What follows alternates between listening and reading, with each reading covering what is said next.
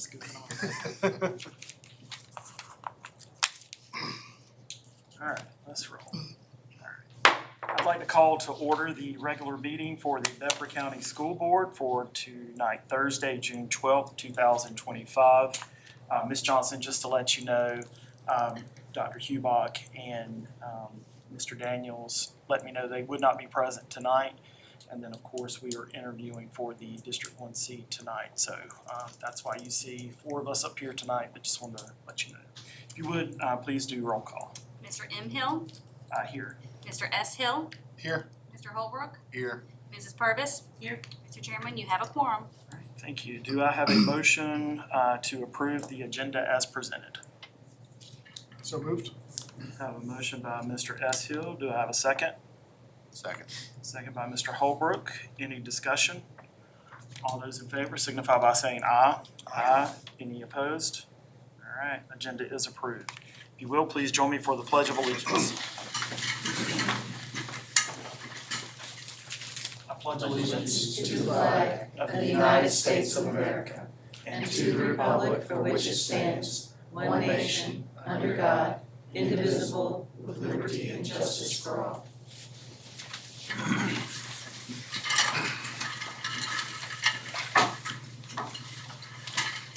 Please join me for a moment of silence.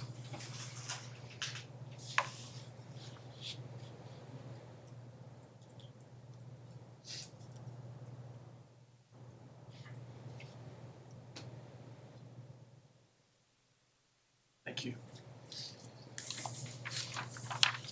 All right. You will notice that our agenda has changed since last month, and this next section we're going into is called work session. And so we are going to first do 2.01, which is committee reports. Mr. Holbrook, we'll start with you. We haven't had any meetings since the last one. You may be able to. Yeah, I think we're gonna be doing a little presentation tonight, kind of updating about construction, kind of the construction progress, major things that we got a meeting in July to start updating. We've got a lot of facilities work happening right now. Okay. But yeah, other than that, we're just rolling on. Gov School and STEM Academy are both raising their rates $300 per student next year. Is that effective the 25-26 year? And do we know, was that in the budget or is that new? That was this, they announced it this, or they let us know this week. Okay. Or this last session, it was a couple weeks ago. I've already let Randy know, Oh, they let us, So I think, yeah. they basically gave this information to us in spring. Okay. All right. So Thank you for sharing that, because we'll need to talk about that in Finance Committee just to make sure it's covered. So, good. yeah, so other than that, we have a good group, and we just finished, the graduations as well. So that's done. In the CPO meetings, we were discussing a little bit more about dress code and family life curriculum and some other options. So anyway, that's Okay. good. All right. So for Finance Committee, we will be meeting end of July. I don't think we have anything set for early. And I've already instructed Randy, a couple things I want to be looking at is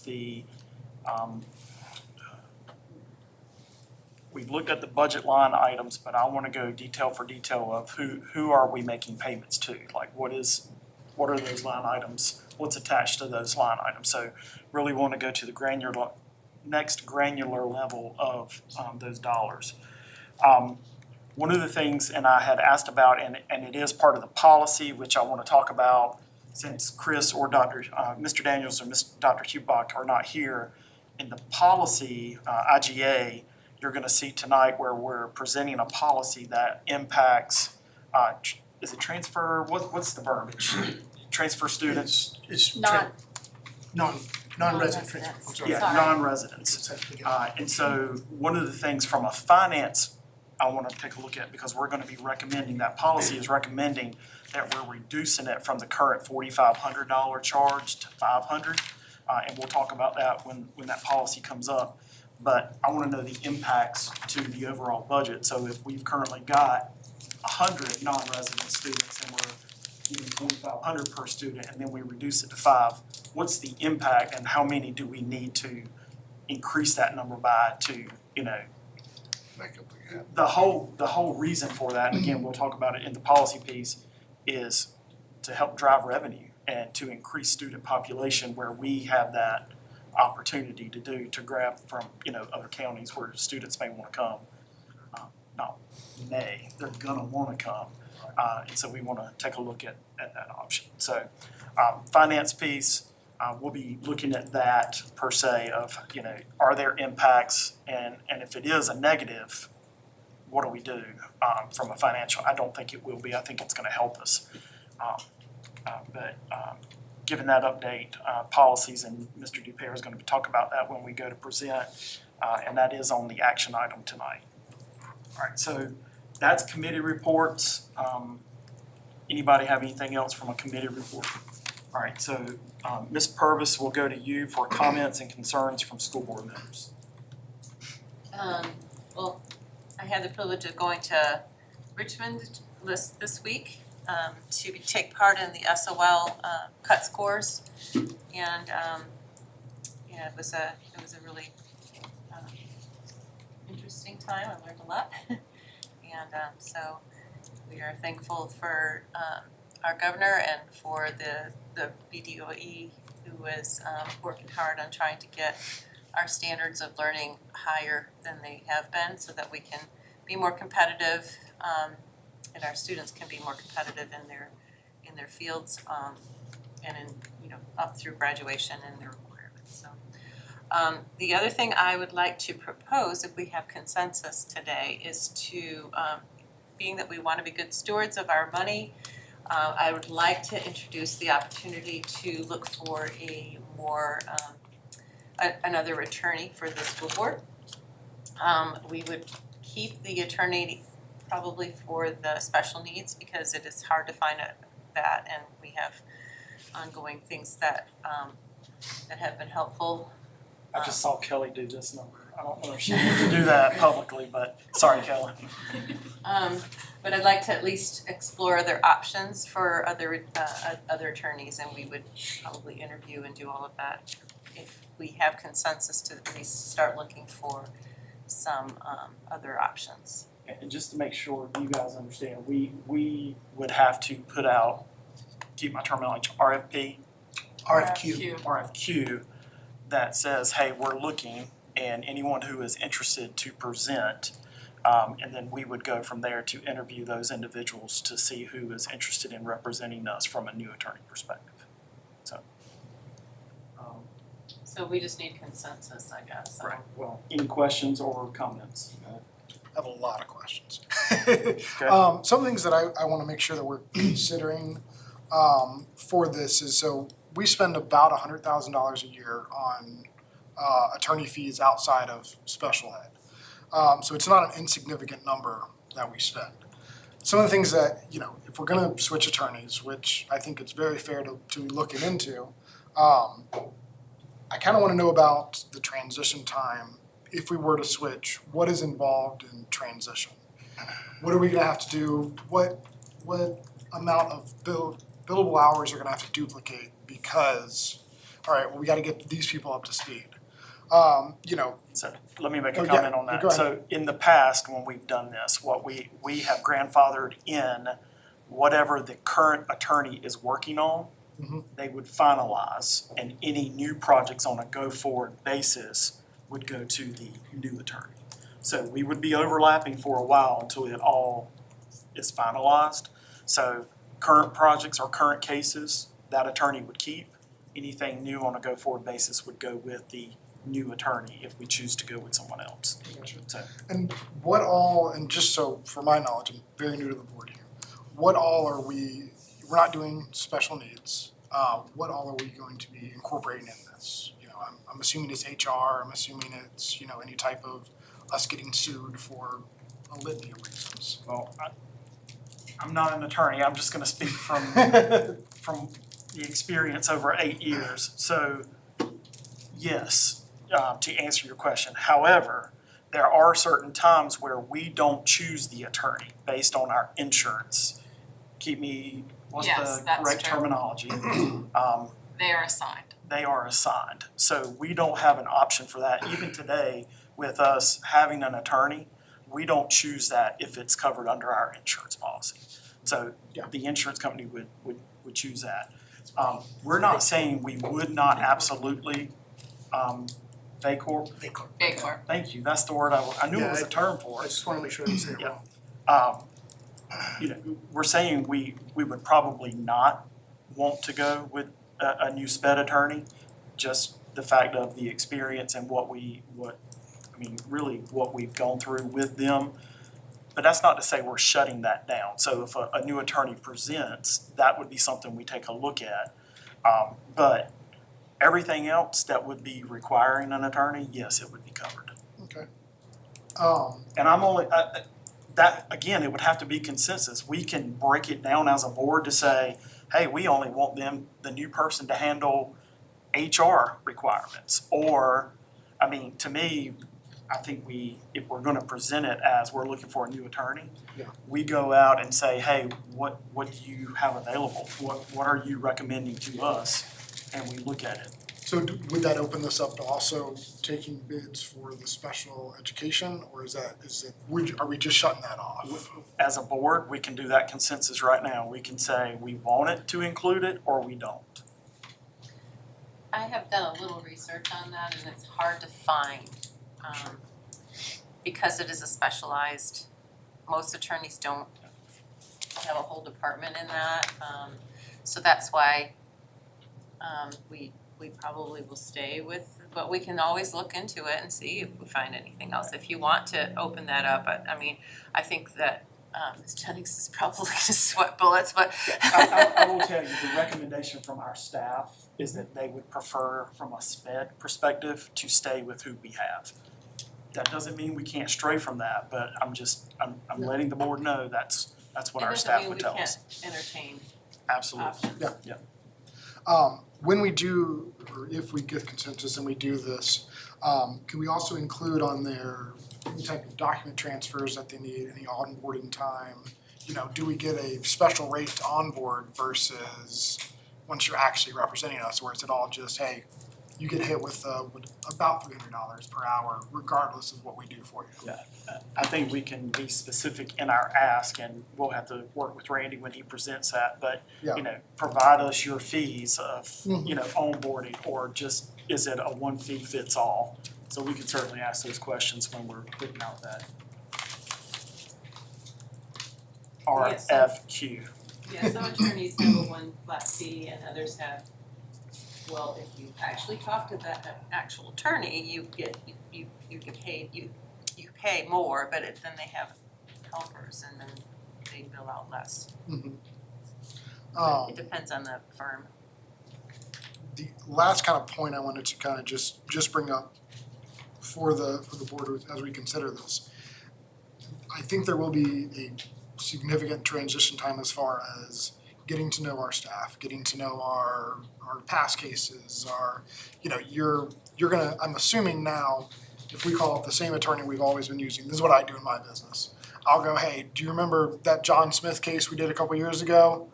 I got a similar one coming up. We need to go ahead, this is the defense that we're gonna start doing. So there's gonna be a little bit of a knowledge gap there just from not having the history with us. So that's just things I wanna consider when we're presenting this option. Absolutely agree and hear you, but sometimes change is good to get a different opinion, so. Yeah. But all valid questions.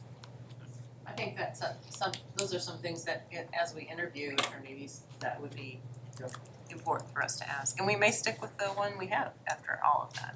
So I think we should at least explore some options. That's all. It's my opinion. Okay, Mr. Holbrook, any questions? All right, do we have consensus to allow that to go out? Yes. Yes. And yes, so, Ms. Johnson? Any other concerns? All right, Mr. Hill? to add. The only thing that I wanted to talk about, and we had 3 wonderful graduations. Everything was great. It was really good to see. It's always good to see how each zone celebrates their class. One of the things that I did want to talk about and make sure we're addressing, and I know I've already talked to a couple staff, executive team about it. We've got policies around graduation. And so I know last year we had a group come to us and asked if they could wear a certain, not a robe, but cord. And we had said our policy is X, and we stuck to that policy. Unfortunately, during some of the one of the graduations at least, there were some members that were wearing things that were not approved. And so I just want to make sure with our policy, how do we ensure that it is followed on graduation day? I mean, because you can say, hey, you're not allowed to do this, but where I have a concern is we say no, and last year it was Odyssey of the Mind, which is a great organization, and they, but we said no, our policy is our policy. But then we had someone who didn't ask and just wore it. How do we make sure that does not happen during our graduations? So, not looking for an answer today. I just want to make sure we're reviewing our current policy and then reviewing it with our 3 high school staff, administrations, to make sure we're following that policy and it does not happen on graduation day. And if it does, what do we do? So, all right. Any other comments or concerns from the school board? All right. Ms. Johnson, we would like to start our interviews for District 1 board seat.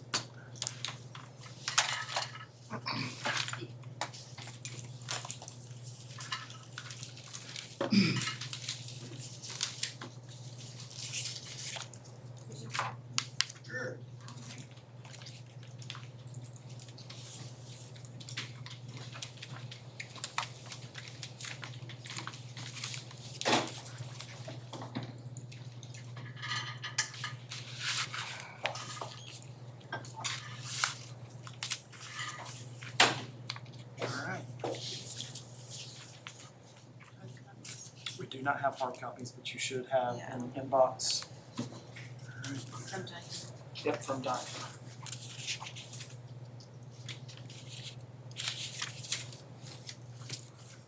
All right, so Kathleen, I'm not even going to attempt your last name, but if you will introduce yourself.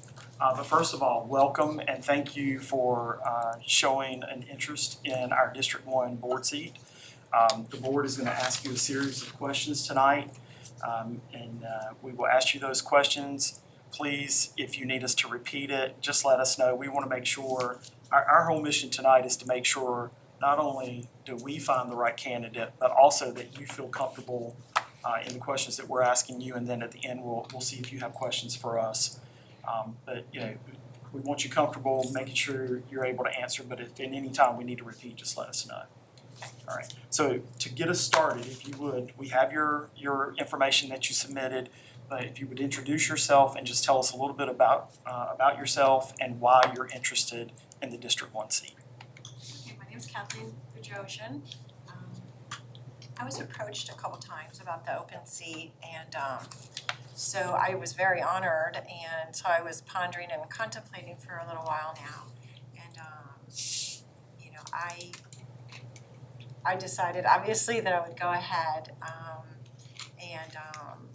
so in pondering that, I was thinking about how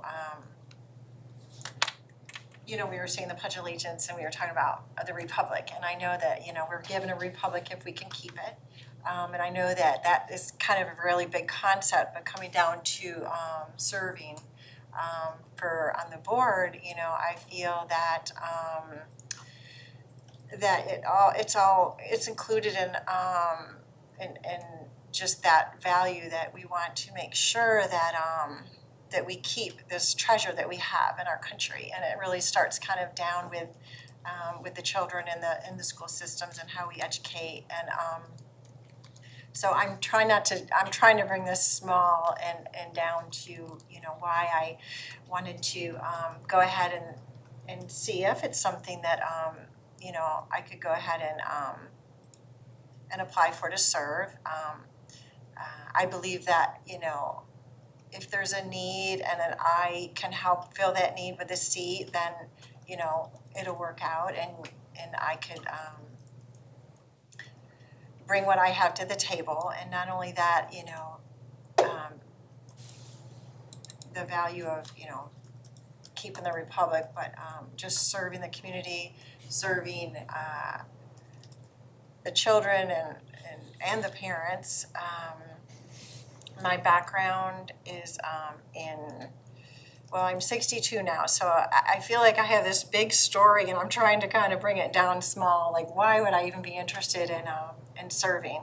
I think it's important to, you know, not necessarily fight against something, but fight for something, and that is for the community and the children and the parents, because it's their children.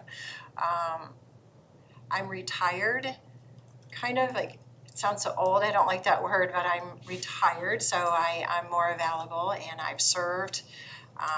As a Christian, I love serving.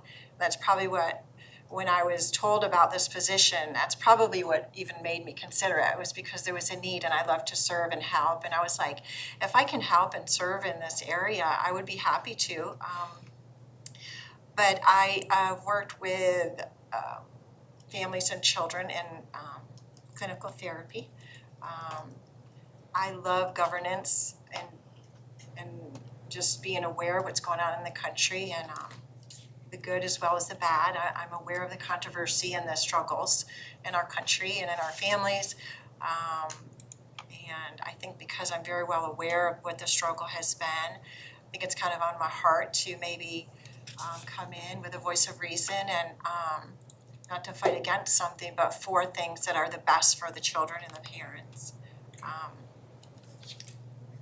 And I may be going on a little too long because I'm nervous, so I didn't think I'd be nervous, but I just came in just with no prep, just like, well, here I am, and I'll answer your questions. Okay, perfect. Well, I appreciate you doing that and introducing Mr. Hill. Do you want to take the next question? Yeah. And then Mr. Holbrook, and then Ms. Purvis, if you'll be. All right. So please describe your ideal form of government and how that applies to the Bedford County School Board. My ideal form of government? Well, I think governance should be for a purpose to protect us and provide, you know, social constructs and things for the citizens and the communities to promote well-being and, you know, and what is good for the family and individuals. Can you repeat your question? Was there Yeah, it's like, please describe the ideal form of government and how that applies to the Bedford County School Board. So when you say government, I'm just thinking freedom and America, but I guess just government is just for you all, your responsibility in governance is to make sure that I think that fiscal responsibility is important, but I also think along with that, the children, their needs for education, and I think that your oversight, governance, and oversight is very important.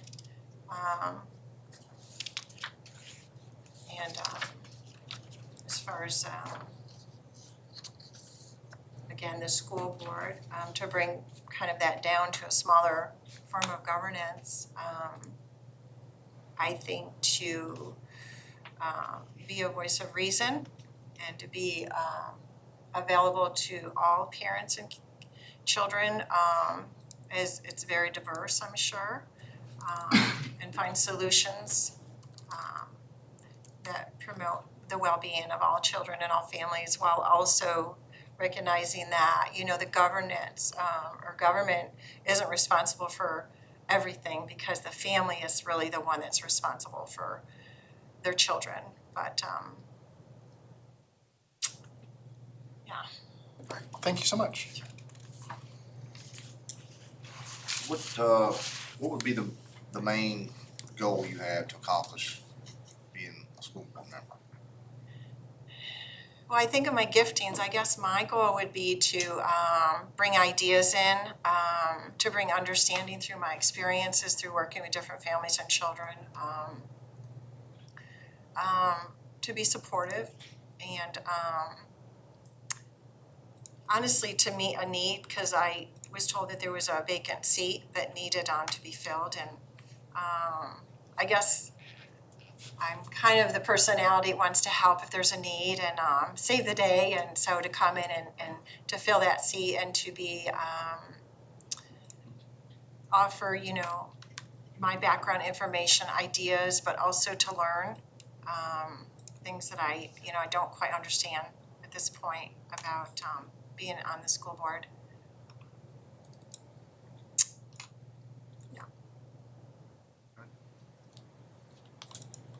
So I'm in your same shoes. I'm older and don't have any kids anymore in the school system and have a little more time on my hands, so I appreciate you giving that. And I'm also very interested in political stuff and all of that stuff and keeping up with everything, so I appreciate your willingness to step up.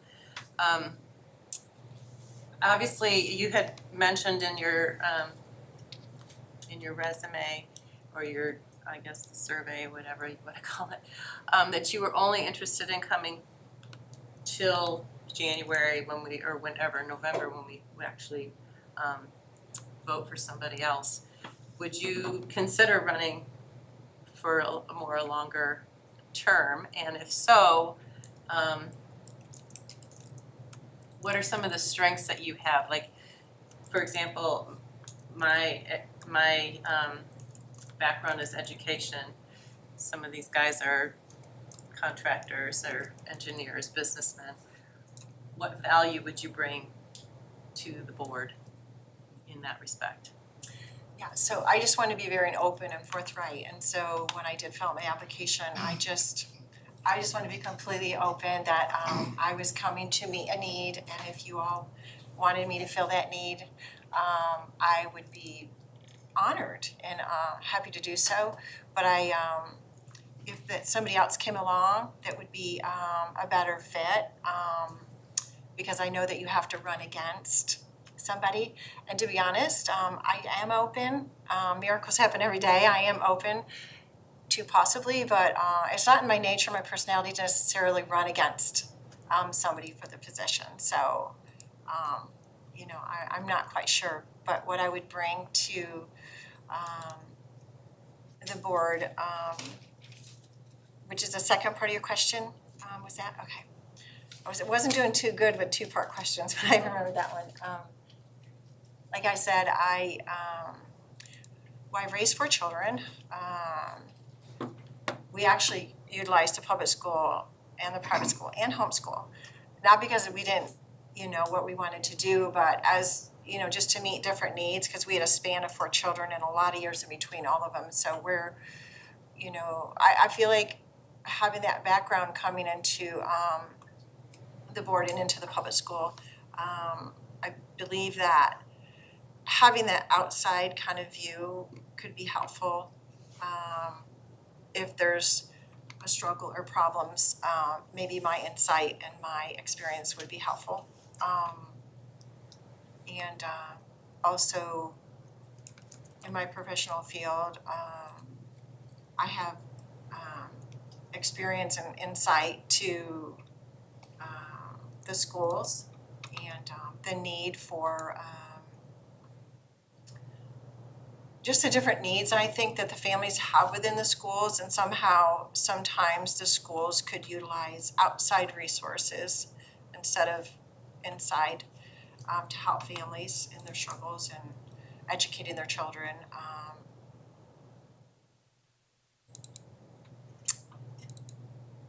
Yes, that's it for now, I guess.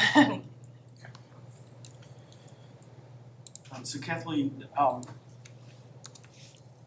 it's not always easy being a school board member. There's difficult decisions that have to be made. And so I want to understand how what your approach would be in tough topics with your constituents. Some of the things that we've talked about recently is budget concerns. And those budget concerns are just going to continue to grow. And so I'm interested in how you would handle any type of topic. So for example, school consolidations or school closings. Those could be topics that come your way. I'm interested in your thought on school consolidations or school closings, and then how do you handle that messaging?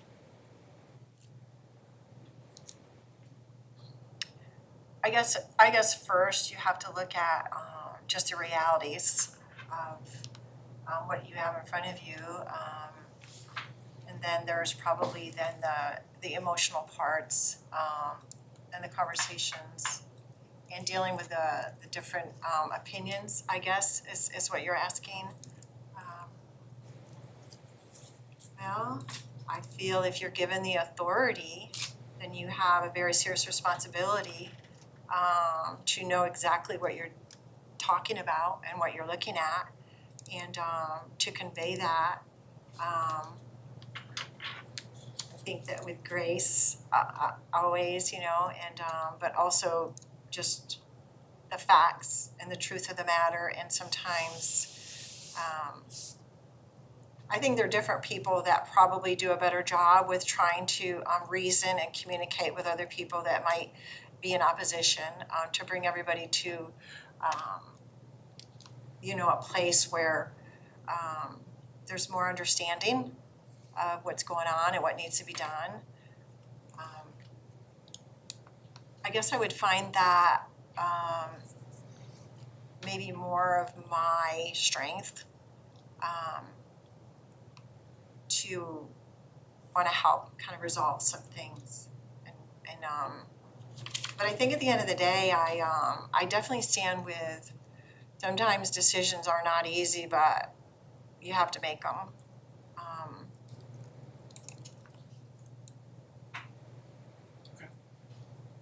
All right, thank you. Do you have another question? Yes.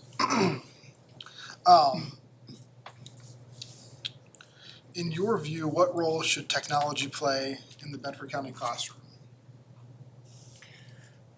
Well,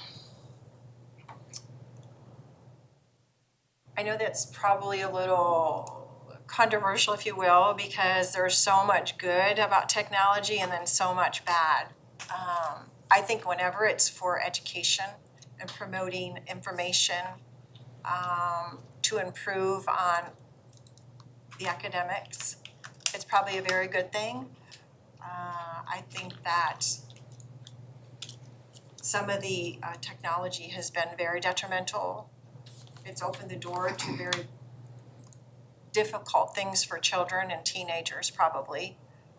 Probably promoted a lot of problems that we didn't really need to have in the school systems, but you live and you learn, and now it's like, now you have to fix it. So I'm not a big tech guru, but I'm aware, and I know that it's very important, especially to keep all youth and our children to a point where they can also prosper and have opportunity. But I was having a conversation recently with my husband that long ago we trusted our teachers with our children without, say for instance, a cell phone. And if we're giving our children to the teachers and the administration because we trust them, then we have to trust them that they're going to keep them safe. And they're going to do what they need to do and make the decisions that they need to make, whether they're sick or whether, whatever their need would be, that they would be having to have their phone with them at all times. Just kind of an example, I guess, that I was thinking about and pondering that if we once trusted the people that we put our children under their care, why would we not be able to trust them now? So maybe that's not really what the issue is. Thank you.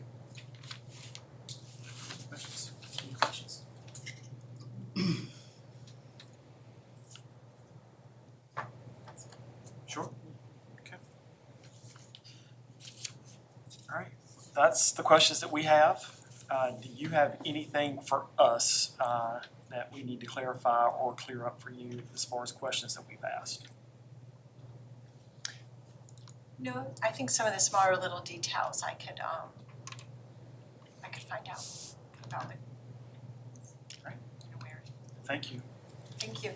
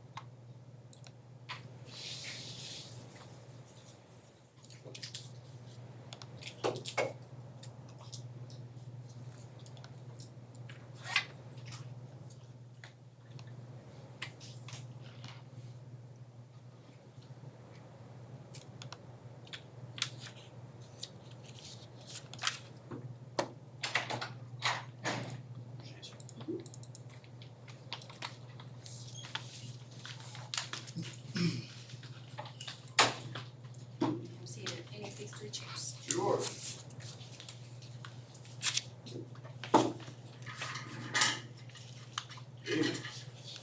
Mr. Carnes, we appreciate you coming in. Good you having me. Absolutely. We have your information that you submitted on the survey, and we have that. But if you would, take a few minutes and introduce yourself to the board, and if you would, let us know why you're interested in filling the District 1 seat. Well, sure. Obviously, my name is Jordan Carnes. Been a Beverly County resident for pretty much my whole life. There was a small time there where I was born. I wasn't quite here, but for the majority of it, I've been here. I run Northwest Hardware Company, which is a chain of 16 hardware stores based out of Roanoke. We have stores down North Carolina all the way up to Louisa, Virginia.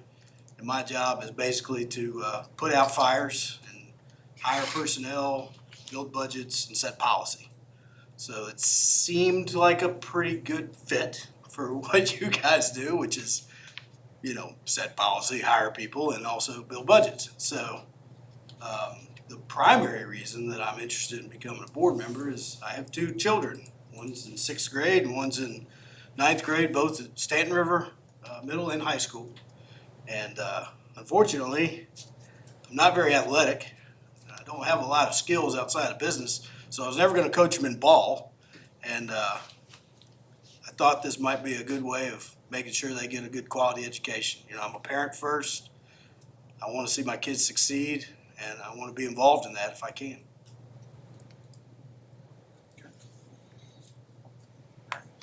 Mr. Hill? Please describe the ideal form of government and how that would apply to Bedford County School Board. The ideal form of government in my mind would be a constitutional-based democratic republic. But I believe that's what we have, so we have a little bit of a leaky boat sometimes, but I still believe that it can work as long as we can kind of patch the holes, so to speak. How it would apply to Beverly County is the same way it applies to every other county in the United States. We have elected officials, set policy, try to do the best they can, and move on. Great, thank you. And Mr. Carnes, I should have said this, and I apologize. If we ask a question and you need us to repeat it, please just ask us. We want to make sure you understand what we're asking. Somebody already told you I was half deaf, didn't they? No, I figured you. I apologize Who for told not on saying me? that in That's front. what I want to know. All right, good deal. Mr. Holbrook? So what would be your main goal that you want to accomplish being on the school board? I think the main goal is to have the best education the money can buy, given the amount of money we have. So I kind of thrive on data. That's what I do every day, and it's what I enjoy doing. So I like to see what we can get with what we have and kind of data mine that and see where we can move. We do, in the hardware industry, a lot of what we do is based off what's called an Omni ROAS, which is how much money we spent for how much we actually accomplished with that dollar. And it extrapolates to a lot of things. You see it primarily in advertising as well as, big business growth. I think it would work the same way in Bedford County, but that's kind of what I want to see happen. I want to see good quality education as cheap as we can get it. So. Okay. So, two questions. I've got them both together, but, Charge you double for that. yeah, that's right. First of all, are you interested will you be running for school board, in November?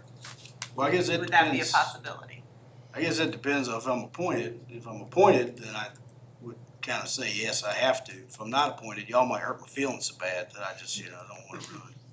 I haven't given it a lot of thought, ma'am, to be honest with you. If I'm appointed, I kind of want to see how it goes. As general rule of thumb, I don't like to commit to anything until I actually kind of know what I'm doing. But I believe if appointed, I would have to. Yes, ma'am. Well, it does take a lot of time.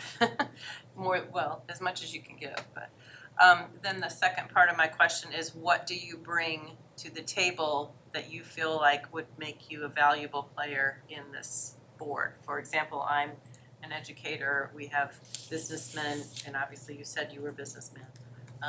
We have contractors, and so all of those things are pretty important when you're dealing with facilities and children and education and so on. What do you feel like your strong point would be that you would bring to the table on this? Well, my strongest attribute is I'm a very good critical thinker. I'm good on my feet. I'm outside the box problem solver. That's where I got to where I am today. That's why I've excelled at where I am. What I could offer, though, would be a wide breadth of knowledge. So I've done everything from facilities management through, again, we have 16 stores. We own all of our own real estate. So there's a lot of things that break down from AC units to bathrooms to everything else. And then facilitating that, working with contractors, getting RFQs, requests for quotes. We do that quite often. So it's a wide breadth of knowledge, but the biggest thing I can offer is I'm a really, really good problem solver. Right. My question is around, it's not always easy to be a school board member. It's not always fun. So there's gonna be tough topics that come up. If you've been keeping up with us, you've heard us talk about budget. You've also heard us talk about school consolidations and school closings. So my questions to you are, how do you handle the communication back to your constituents, and how do you make decisions when it comes to those topics? Best way you can communicate is to open it up to the people, let them ask questions, and then present them with the best answers you can. Doesn't necessarily mean they're the right answers, it's the best answer that you have at that time. So how I would present it, that remains to be seen. The best way I can think of currently would be make myself available at meetings, make myself available at committee. But honestly, I don't want somebody showing up at my house at midnight either. So there's going to be a small amount of that I have to keep private. I'm a fairly public figure, especially in my stores. I have a store in Vinton, Virginia, just outside of Bedford County. So it's easy for people to find me, but to communicate policy to people, it needs to be done in a formal setting, in my opinion. It doesn't need to be done outside of this room. In your view, what role should technology play in Bedford County classrooms? It's an ever-changing environment, so I don't necessarily know that technology shouldn't play the biggest role ever. I mean, most of our children are going to be cutting edge on technology when the next jobs they take in. If they go to college, they'll have to deal with it as well, but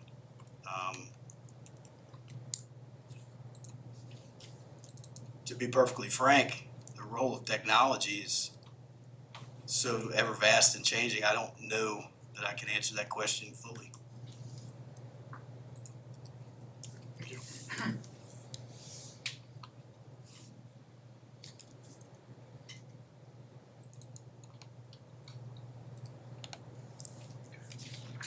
Anything else? Any follow-up questions? Well, my only concern is, very business oriented, which is a great thing. But we're dealing with a lot of emotional attachments to schools, a lot of emotional attachments to opinions, and you have to handle that with a little bit of care. Ma'am, I oversee 274 employees. There's a lot of things that happen day to day that you have to be considerate and compassionate about. But at the end of the day, we still have a job to do.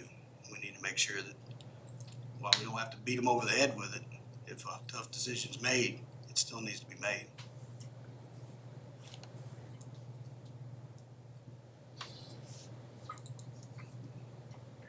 That's all the questions we have for you. Yes, sir. Is there anything that we can clarify or answer for you? No, sir. I believe I'm pretty well clear. Thank you, sir. Appreciate your time.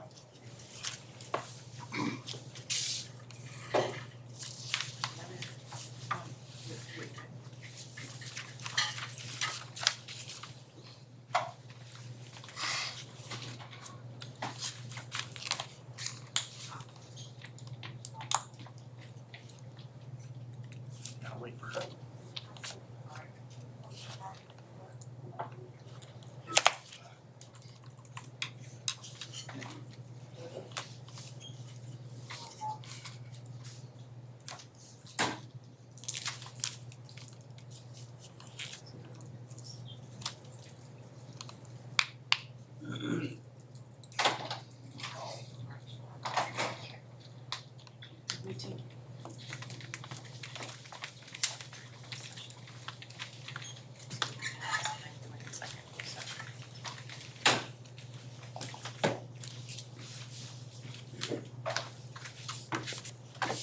All right, do I have a motion to go into closed session? So moved. You have to Pursuant to Code of Virginia 2.2-3711A1 for the discussion, consideration, or interviews of prospective candidates for employment, assignment, appointment, promotion, performance, demotion, salaries, disciplining, or resignation of civic employees of Bedford County Public Schools. have a motion by Mr. S. Hill. Do I have a second? Second. Third. Second by Mr.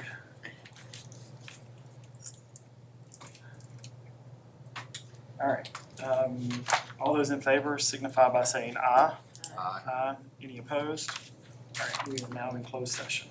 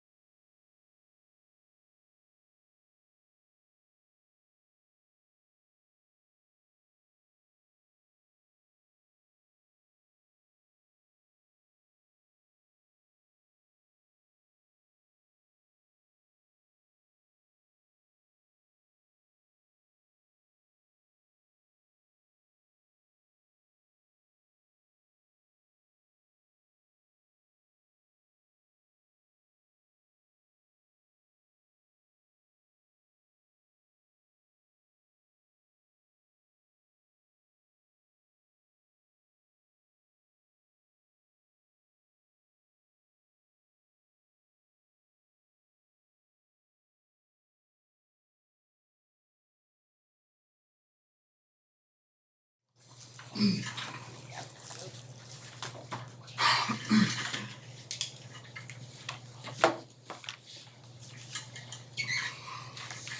I have a motion to come out of closed session? A motion by Ms. Purvis. Do I have a second? Second? Second by Mr. S. Hill. All those in favor signify by saying aye. Aye. Any opposed? We're out of closed session, if you will certify. Whereas the Bedford County School Board has convened a closed meeting on this date pursuant to an affirmative recorded vote and in accordance with the provisions of the Virginia Freedom of Information Act. And where Section 2.2-3712D of the Code of Virginia requires a certification by this school board that such closed meeting was conducted in conformity with Virginia law. Now therefore be it resolved that the Bedford County School Board hereby certifies that, to the best of each member's knowledge, only public business matters lawfully exempted from open meeting requirements by Virginia law were discussed in the closed meeting to which the certification applies, and only such public business matters as were identified in the motion convening the closed meeting were heard, discussed, or considered. Yes. Yes. Yes. Yes. Do I have action on closed meeting? Do I have a motion? So, Mr. Chair, I would like to make a motion to appoint Kathleen Bedrosian to the school board for District 1. I have a motion by Ms. Purvis. Do I have a second? Second. Second by Mr. Holbrook. Any discussion? All those in favor signify by saying aye. Aye. Any opposed? All right. Welcome to the board. You are welcome to join us at the table.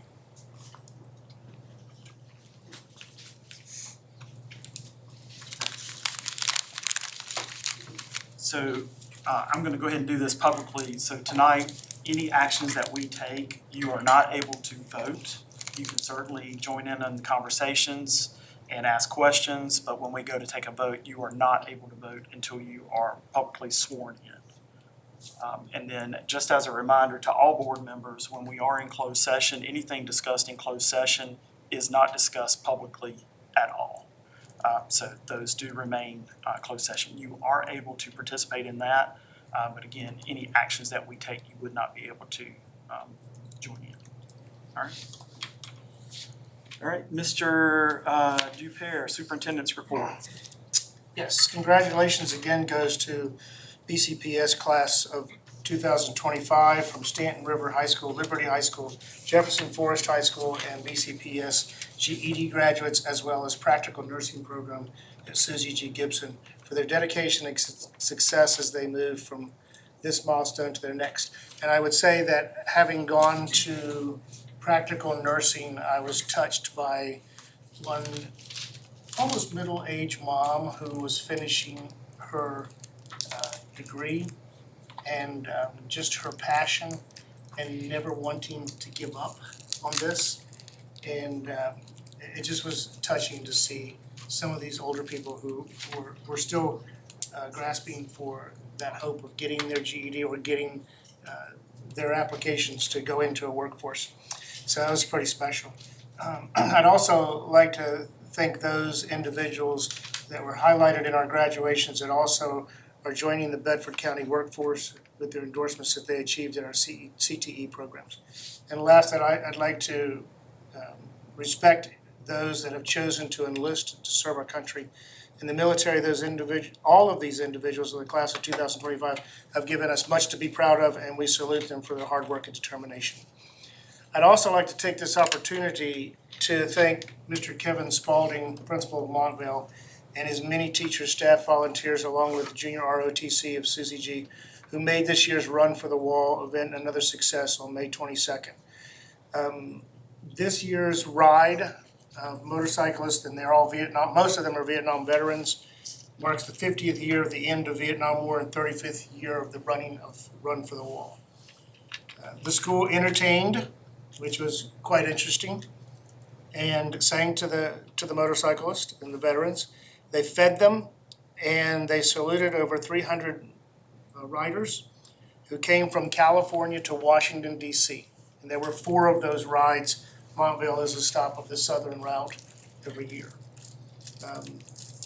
It was great to be able to see and to be able to celebrate individuals that have served our country and they need to get that respect. And it was good to see them sit down at tables and have conversations with kids to understand what it means to be in the military and what it means to have served at Vietnam.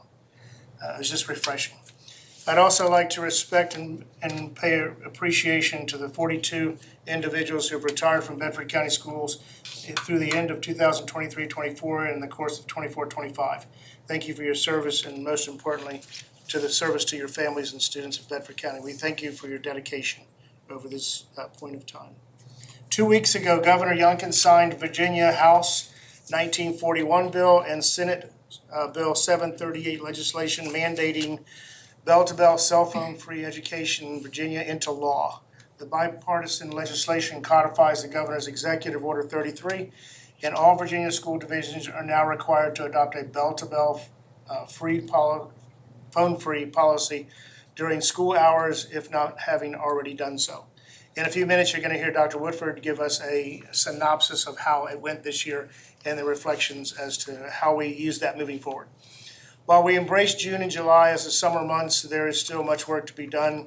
This past Tuesday and Wednesday, school administrators met to discuss operational topics to include clinical protocol, IT updates, website accessibility, school safety, administration collaboration, and school discipline. Plans are in the work for additional administrative training on July 8th and 9th to include, but not limited to, instructional programming, SPED, student service support, and overall discussion of academic expectations for 25-26 school year, which is coming faster than we know, on August 13th. In closing, I'd like to welcome our new interim board member, Kathleen Bedrosian, and state that the executive board is here to help bring you up to speed as fast as we can in all things that are Bedford County Public Schools. Congratulations again on your appointment. This concludes the superintendent's report. Thank you, sir. 4.02, end of year cell phone policy update. Dr. Woodford. Good evening, members of the board. Tonight, I would like to share some feedback and data related to our no-cell bell-to-bell phone policy for this school year. Just to refresh your memory, Governor Youngkin signed Executive Order 33 on July 9th of last year. The order directed the Virginia Department of Education and the Virginia Health Department to create guidance to schools for creating phone-free instructional periods. In addition, schools were directed to have a policy in place by January the 1st of 2025. When the executive team read the executive order, we talked to the principals and felt like we had a pretty good policy for phone-free classrooms with the allowance of high school students to use their phones during lunch and in between classes. On September 17th, 2024, the guidance came from the Virginia Department of Education, and part of that guidance was training for staff, parents, and students. As the executive team began to read the research and really dive deeper into the why behind the governor's plan, we realized that the goal of no phones bell to bell included all times between the first bell and the last bell of school. The research really showed us that students would have more social time interacting with people face to face and not through a screen. In addition, we read the research behind the issues caused by cell phone use too early in a student's development, the types of interactions that could happen on social media that were causing significant mental health issues in our students, and the anxiety associated with wanting to be constantly connected with friends and family. After many weeks of discussion, we asked the board for approval of an updated cell phone policy and to use the Yonder pouches to help manage that. We know that students and parents struggled with this choice. We even had some educators who struggled, but our administrators implemented this new policy using the magnetic pouches. On May 30th, 2025, with bipartisan support, Governor Youngkin signed legislation that codifies the bell-to-bell cell phone-free education. School divisions will be required to adopt and implement a full bell-to-bell cell phone-free policy during school hours. And I would just like to say thank you because you supported us in doing that in January. So after the governor's executive order, we revised that policy. We made a very stricter bell-to-bell definition for our students, not accessing their phones during the instructional day. And throughout this entire process of thinking about yonder pouches, we tried to gather feedback, verbal feedback, survey feedback. We had looked at some of our school data. And in the next few slides, I just want to share some of that feedback with you. Let's start with student feedback. To preface this data, it was clear that most of our students do not feel that they are addicted to their cell phones. And they do not think that using cell phones in class causes any issues with engagement during class time. And in some of their comments, they were very angry with the deputy superintendent. And that's okay. I'm having really struggling here, Barry. So we sent out a pre-survey to our students in December. Some of the data we collected indicated some of the following. We asked students how distracting they thought their phones were in class. 83% of our students said not distracting at all. And I have to say, we had 1,547 responses, which is almost unheard of in survey responses. So, but 83 said they weren't distracting. Some said a little bit. How often do you think students use their phones during instructional time? 53, over half of our kids said never.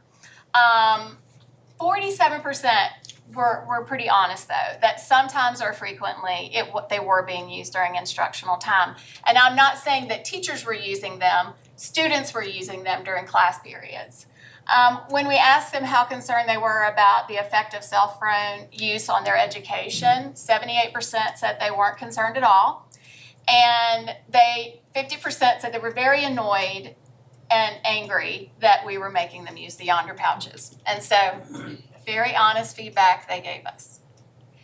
We did a post-implementation survey. So after we had a whole semester with our phones right before we let out in May, we sent another survey asking some questions like, have you seen improvement in your ability to focus and learn with the implementation of the policy? 93% said no. Do you think teachers have more time for teaching with the implementation? 68% said no real change. No, they didn't feel like there was an effect. We also asked the question, we know that many people may not like putting their phones in pouches, but now that you've tried it, how do you feel? I love the fact that 61% of our kids said, I don't like it, but I follow the rules, which is what we all do as human beings and as responsible citizens.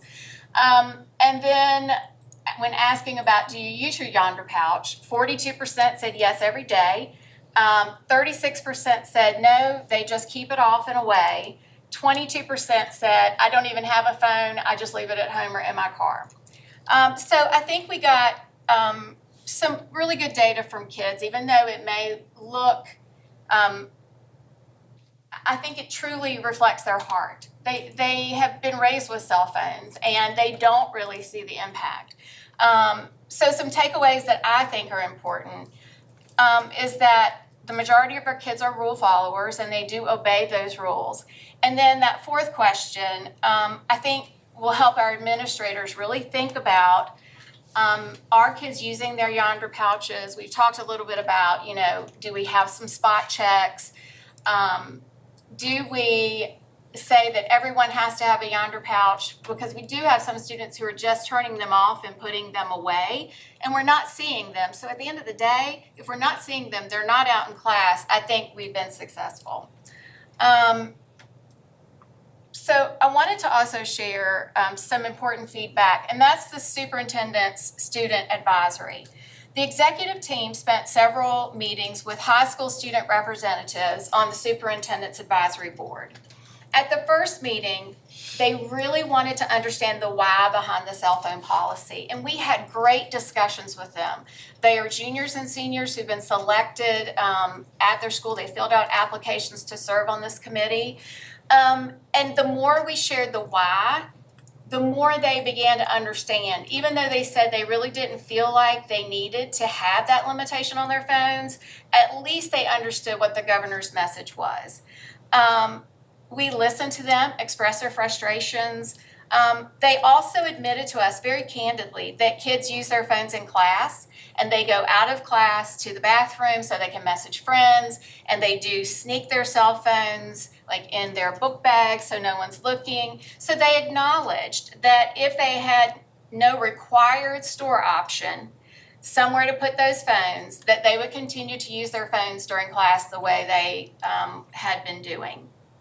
I think that later, when we brought the superintendent's advisory group back at the end of the year, and we just kind of asked, how is it going? How did you feel about it? They honestly said, we got used to it, and it was fine. And yes, we were socializing more. And you know what? It didn't kill us. One of our students said, well, I think my phone usage went up at night, but I was just trying to catch up with the day, but I wasn't trying to catch up on the messages from my friends because they weren't messaging me during the day. So I feel like at the end of the year, we got some positive feedback from our students in that respect. Now let's look a little bit at teacher feedback. So I asked the secondary teachers to just give me some feedback on how they felt it was going at the secondary level. So the first question was, what impact has the implementation of Yonder had on the overall dynamics of your classroom regarding student phone usage? And 71% of our teachers had seen some degree of positive impact regarding student cell phone use during their class instruction. And I feel like that says a lot about maybe what the adults were seeing. I asked them, had they observed any changes in student engagement or focus in their classrooms with the implementation? And 64% of our teachers said they saw increased student engagement during class time. And then the last question, has the Yonder pouch made it easier or harder to implement the cell phone policy? And 67% of our teachers said the pouch made it easier to implement the phone policy. The pouch took away the arguments and the battles over phones in the classroom, and it gave teachers time. Kids came in, they didn't have to say, put your phones away. They didn't have to remind students. They were able to get right to work. The other data points we looked at are our discipline and academic data points. I do want to preface this data by saying that there is no way that I can draw a direct correlation to this data from using Yonder pouches or having a stricter cell phone policy. There are many reasons that probably have a more significant impact, such as instruction, our teachers, remediation, our administrators, our bus drivers, and the list goes on and on. But that was one of the things that the research showed us, that discipline and academic data would improve. So I want to share that with you. When we look at our discipline data, we saw an increase of 54% in cell phone violations from semester 1 to semester 2. That is not a surprise. We knew that students were going to challenge our policy. That's human nature. We also had a much stricter policy that was easily enforceable due to very specific consequences. And our principals and our teachers knew that the school board and the executive team were going to back them if they dealt with cell phones being out during class. So with that stricter policy and with that them knowing that we were going to support them, we did see more referrals during the second semester. I think that will go down. In addition, we saw a reduction in bus referrals in middle school and high school from first semester to second semester, with a 3% decrease in middle school and a 29% decrease in high school. I would just like to say that 29% in high school was probably all of them getting on their phones on the bus and trying to catch up before they got home. That's going to be what I think. As far as school referrals, there was an increase from semester 1 to semester 2 in middle school by 14% and a decrease at the high school level by 9%. No real surprises because it really could have been anything. And we also added in those 54 cell phone policy violations. So not really surprised about that. But overall, for the 24-25 school year, we saw a 14.9% reduction in bus referrals and a 9.9% reduction in school referrals for the year. Again, Please note, I am not saying that this is all directly linked to our cell phone policy, but I do hope that it may have helped in some way. Well, either way, it's good news. There you go. And we are very proud of our preliminary testing data from the spring. Once again, I would like to emphasize that this achievement is a result of the collective efforts of our teachers, students, parents, administrators, and school staff.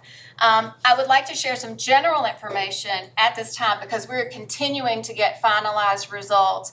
We had to send paper tests into the DOE. They haven't been scored yet, so these are very preliminary. At the secondary level, there are 20 possible SOL tests in 5 subjects that students might take. In reviewing the data we currently have from spring testing and comparing that to last year's data, we have a lot to be proud of. I want to also remind the board that math and reading standards changed this year. So our math and reading teachers were teaching completely different content, and they were tested on those new standards this spring. Typically, we see a drop in test scores in what we call a crossover year where we get new SOLs. This did not happen this year overall for our school division. And that, I think, is a testament to our teachers and our instructional team who is supporting the teachers and our students who are working very hard. So looking at the data on the chart here, in math, there are 6 possible, we call them end of course tests. In 3 of those tests, we showed improvement from our scores last year. Our scores last year in those 3 tests were already above the state pass level. Even with the 2 that didn't show additional growth, they still were over 70%, which is the cutoff for the school in Virginia. That's our cutoff score, 70%. So we did not see a drop below 70%. The one test, that one area, is one that we have been struggling with some, and that's that middle school math area that we'll dive a little bit deeper into. In reading, there are 4 end of course tests that students can take. We improved our scores from last year in all 4 of those reading tests. In writing, there's only 1 test, and that's 11th grade. And we improved our scores on the writing test, and it was also a new format for the writing test. We have 4 science tests in our subject areas that we looked at. 2 of them showed improved scores. One of the tests showed a score over 70%, which is again at what the state requires.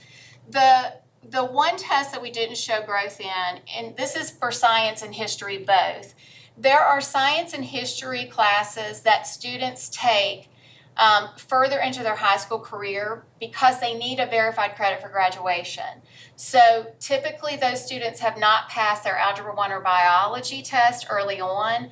They've retested, they still can't pass. So we give them a new science, a new history class. It's typically a very small amount of children who take that class, but those students are students who've already been struggling to get their verified credit and pass an SOL test.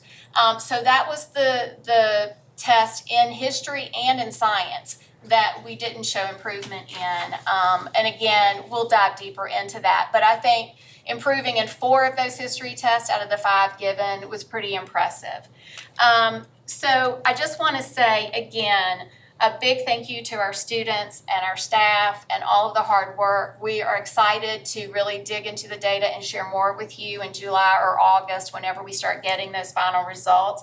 But I feel very good about the fact that our scores this year are going to be better than last year. So I'm happy to answer any questions that you might have. Can you go back to that chart? Yeah, you said 3 that you were improved. Mm-hmm. Did we go down in the other? Slightly by just all of the tests scored, but they were well over the 70%, even with the new test. So The ones that were above were well above, is that what you're saying? I don't want to say that. I don't have it in front of me, but even if they didn't improve, they didn't decrease a whole lot. It was like 1 or 2 percentage points, but yeah, But they're above the 70. they're above the 70%, yeah.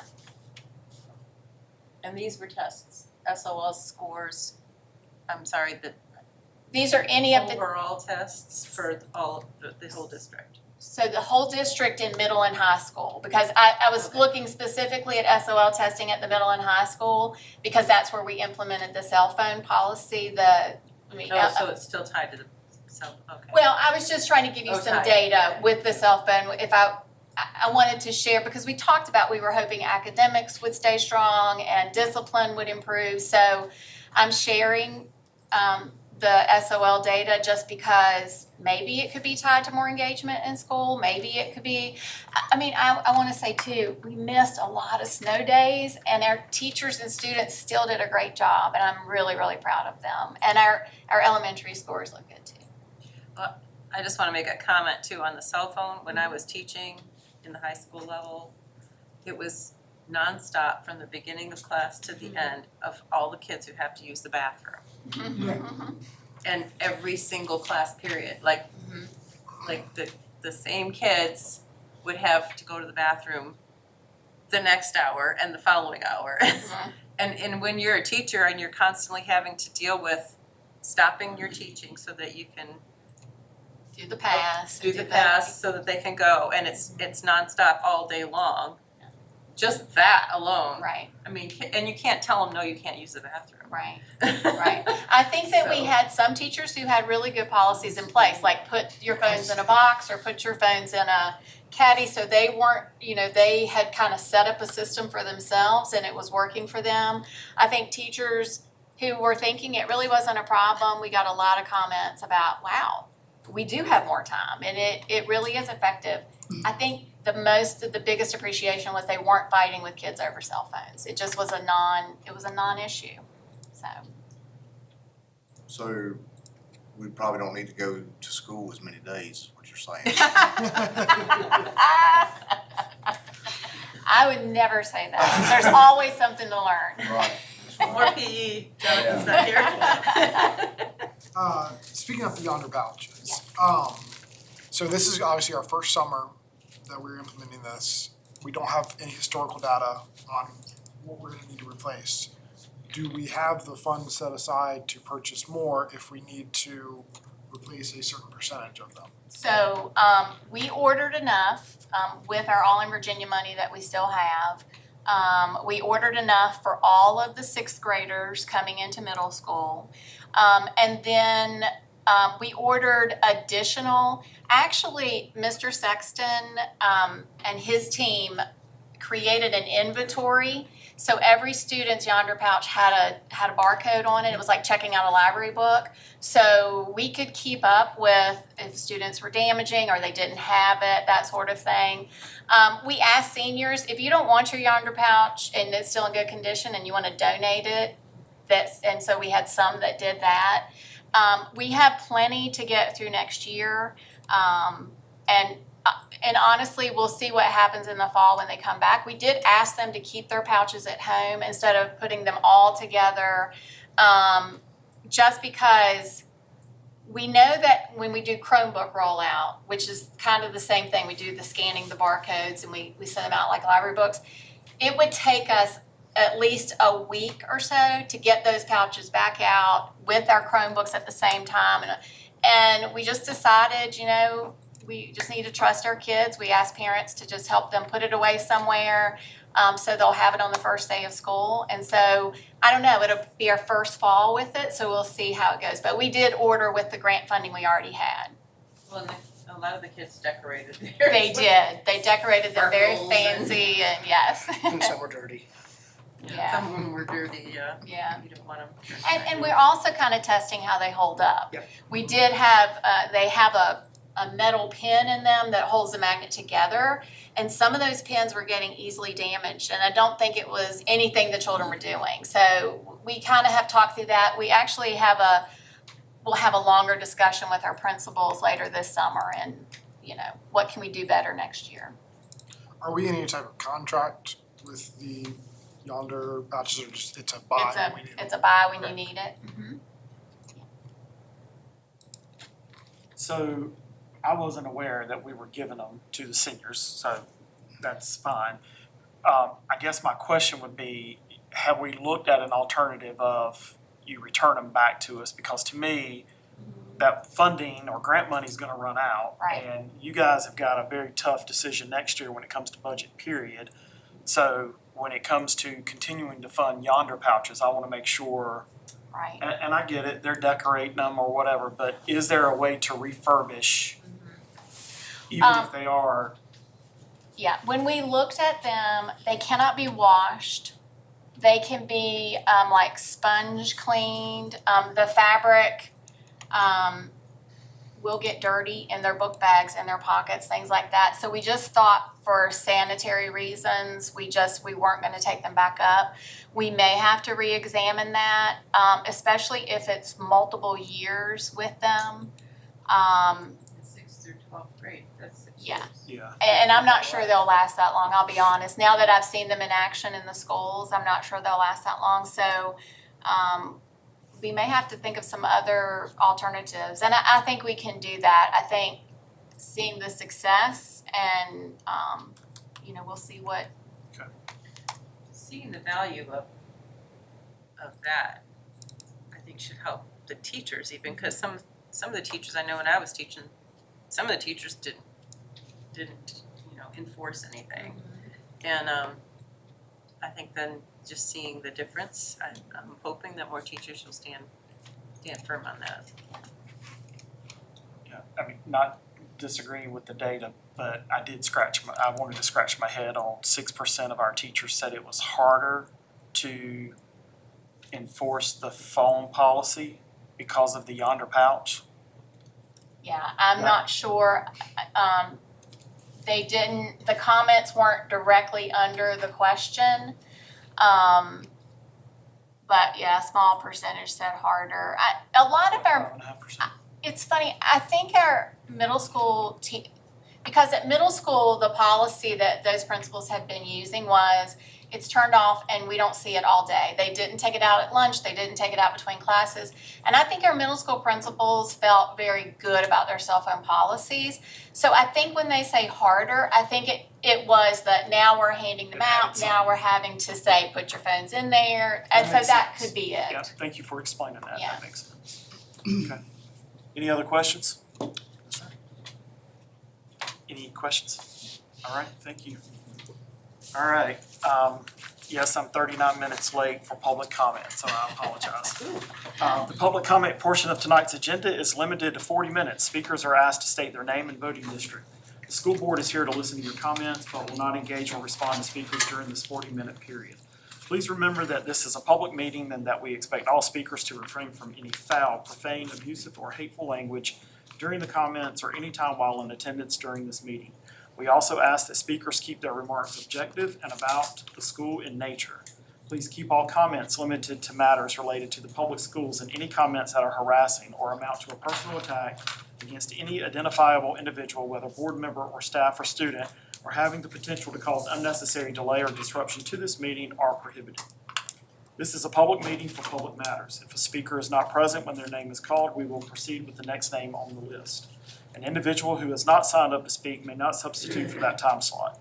Individuals will have 4 minutes to address the board. An alarm will sound when an individual has 30 seconds remaining, and a second alarm will sound when the allotted 4 minutes have expired.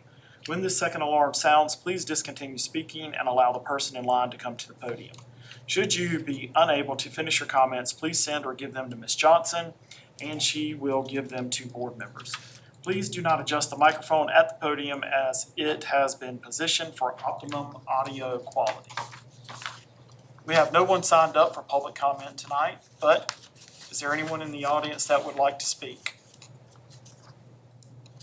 All right, with no one showing an interest, we are going to close public comment time. And we will move to 4.03, Summer Construction Progress Update.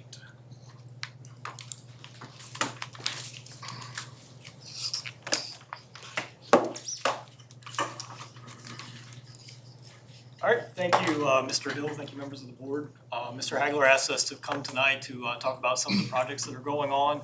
We have a ton of projects going on in our facilities department here at BCPS. We're only going to touch on some of our bigger projects. I'll turn it over to Taylor Bell. If you haven't met Taylor, he's our construction coordinator for the department. He's been with us since August, and he'll give us a quick overview of some of our bigger projects that we have going on. And then as we reach the end, we'll be able to answer any questions if there's any facility-specific questions that we can answer. All right. So as Sheldon mentioned, I'm Taylor Bell. For those of you I haven't met, happy to be here this evening with you. So we'll start out with Liberty High School. Stanton River High School also is just about the same standard as Liberty right now as far as progress goes. So we started both of these projects on May 27th with a groundbreaking ceremony. A little bit of a rainy day for those ceremonies, highlighted while we're doing some of the work there currently. So to date, some of the work that's been done, mainly it's been mobilization of the contractors.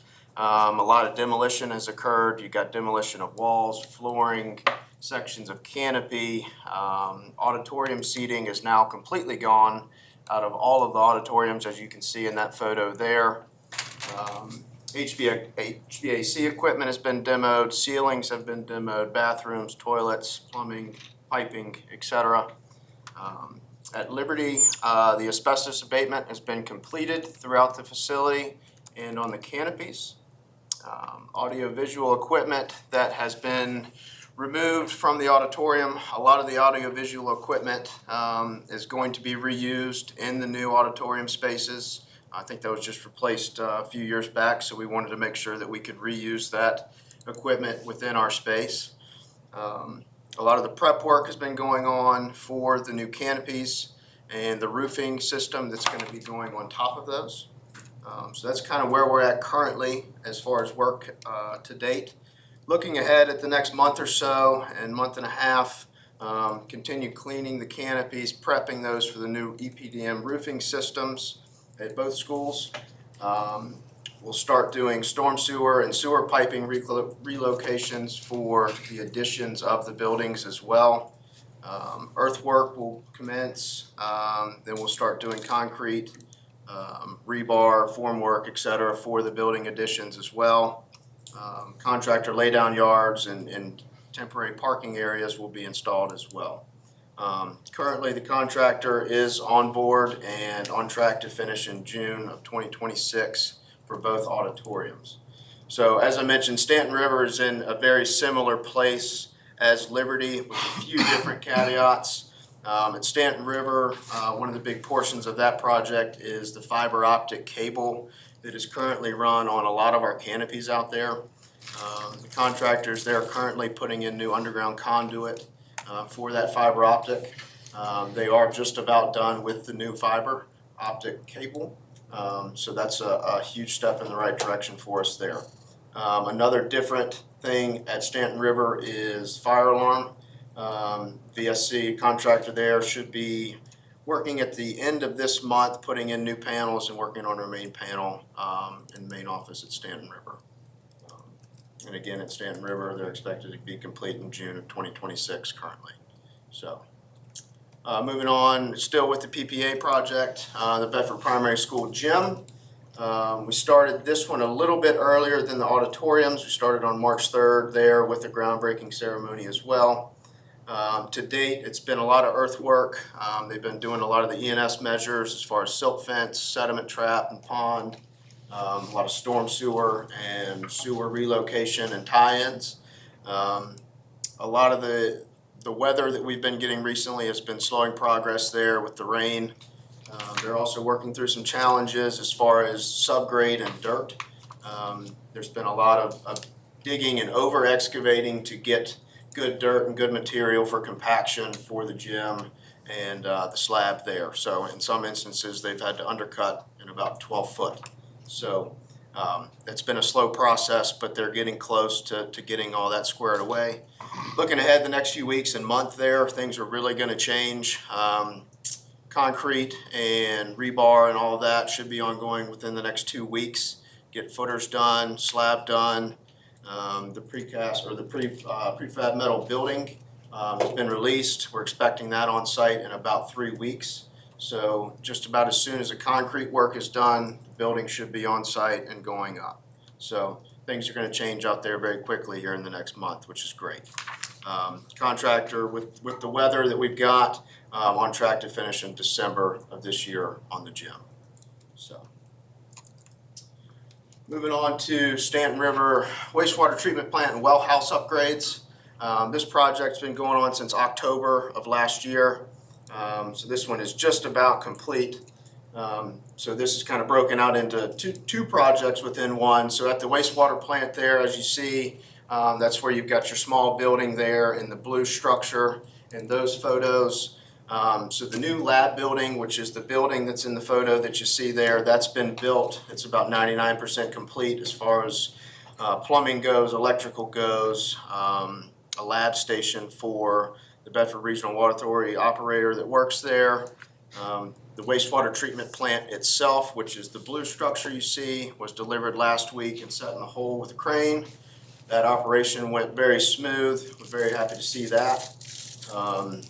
Ongoing work there now is final electrical panel installation and terminations. In the next month or so here, we're going to be planning for startup and testing of all the new equipment there at the wastewater plant. Now moving on to the well house, which is the third photo you see there in the bottom right. It has changed since that photo has actually been posted here. The tank that you see there now is gone. We've got a brand new tank on the way, and it will be delivered Wednesday of next week, which is great. Pulling that tank out was definitely a great decision. There was probably 6 inches of mud or so in there. It was a great decision to get that tank out. It's going to serve us very, very well. So there we've got all the electrical installed, pumps installed. So within about 3 weeks, we'll have that new system online for the school. Looking at completion for both of these projects in early August. Moving on to Stewartsville Elementary HVAC replacement. This just started day after Memorial Day, May 27th. Contractor's been in there doing a lot of prep work. They've been working on the new duct work that was due to be installed in some of the hallways. Prepping for the new propane tanks to be installed within the courtyard and gas piping. The existing boiler that was in the basement of Stewartsville has been decommissioned, locked out, tagged out electrically and mechanically. There's currently on track to finish this up. Very early on August. Moving on to Boonesboro. We've got the atrium renovations there. It's a little bit hard to see, but you can see the glass there in the photos. So we're taking all of that glass out and going back with a metal roofing system and new framing there to cut down on the leaks and all of that there. Contractor's currently gotten through about half of that atrium with framing and glass demo, and they're coming back behind them now with the new framing, sheathing, and decking. We don't want to get too far ahead of ourselves to make sure we keep the building closed up and dry during the summer for storms and stuff like that. So they've been working very diligently there. All materials have been ordered. Everything is on site aside from a few lighting fixtures. They're on track to finish that in mid-July. Moving on to Bedford Elementary lighting, and this is the LED lighting upgrade at that school. Crew started there on June 3rd. The crew is currently making their way through all of the classrooms, installing the new retrofit kits in the classroom spaces, so all of your 2x4 lay-in fixtures and 2x2 lay-in fixtures in office spaces. They're currently about 3/4 of the way through all classroom spaces with the retrofit kits. They've been working very diligently doing that. After they finish the bulk, which is the classroom lighting there, they'll move into some more of the specialty fixtures in the hallways and stuff like that. They're currently tracking to finish end of July as well. Manita window replacement. Things have changed dramatically since these photos were taken. As of today, all of the new windows are installed. So this was, so to date, we had asbestos abatement, so all the windows were demolished, disposed of properly, new windows installed.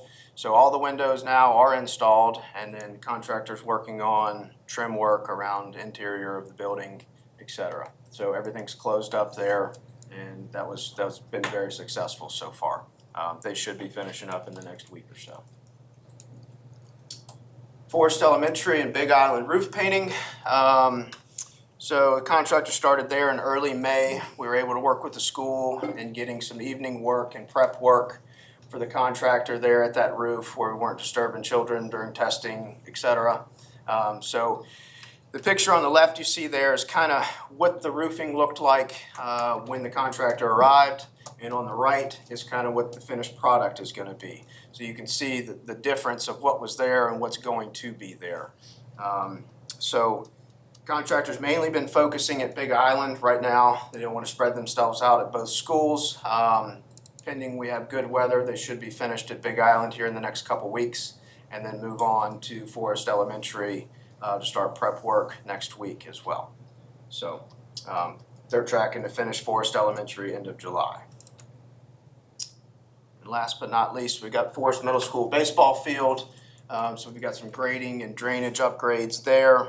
The baseball team kept winning, so it's been a little bit challenging to get up there and do some of the work. Part of the portion of the work was taking out the visitors' bullpen mound and that warm-up area. So now we've been able to access the whole site there. I just want to make one correction, because if not, we'll have a ton of emails tomorrow. Yeah. This is actually JF's high school baseball field that's located at Forest Middle School. That is So correct. Forest Middle School does not have a baseball field for the middle school. That's correct, Okay, yes. just wanna That's make sure. correct. That's correct. Anyhow, so as of yesterday, they were able to get in there and get into the side of the field and start their grading work. They've got a new drain structure and piping to install, which should be done tomorrow. And after that, the crew will stabilize the banks, seed and straw, and be moved out of there next week.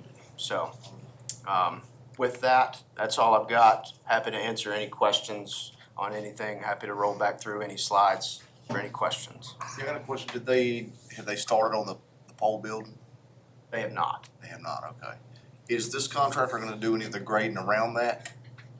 Not planning. Not, but the people doing the pole building It's separate. are supposed to. Yes. understood. So where that currently stands is it's in limbo at the moment, Gotcha. permitting wise Okay, and license wise. Right. Who was going to do it? So we're game planning a different plan for that. okay. And I had a question, I think, Mr. Hill, you and I had the conversation about the lighting in Bedford Elementary, making sure that it wasn't high blue light. Did you manage to? Yes, correct? Yes, that's absolutely correct. So We set at the lowest level possible, right? Yep, so the fixtures that we have in there are what they call selectable as far as your color and CCT. So all of the fixtures that are in there, the selections that the contractor is leaving them at is what we recommended them to do, which is just about the lowest setting on every fixture that we can. So most of them are at 3,500 kelvins or 4,000 kelvins, which is either neutral or below neutral on the CCT scale. Good. So Good. should be good to go there.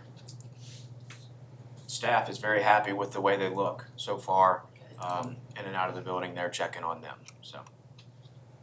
Well, I want to say thank you to both of you guys. I know it's a lot of work that's taking place. It's great to see all of the projects that are taking place within Bedford County Public Schools. But I also want to thank both of you guys because you've been on that committee and you've pushed this stuff forward and you've had the right conversations. And so, for many years, this is my 8th year on the board, and there has been a lot of need for facilities and improvements. And I want to congratulate this board and say thank you just for the fact that we're getting stuff done. And it's good to see. I appreciate you guys keeping it on track and giving these updates. So it's really good to hear. So. Yeah, they've done a great job, really have. Good deal. And I'll point out, this is just our bigger projects, so there's a ton of projects going on behind the scenes, other smaller projects across the district that we're also tracking on at the same time. And hopefully we can get everything ready and have our buildings open in August. And on behalf of Boonesboro Elementary, they're looking forward to no leaks. Yes. Any other questions? Thank Good you. deal, thank you.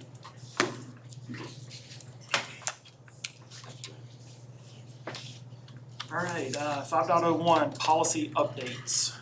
On June 5th, the Intergovernmental Affairs Committee met to review proposed revisions to the following 10 policies.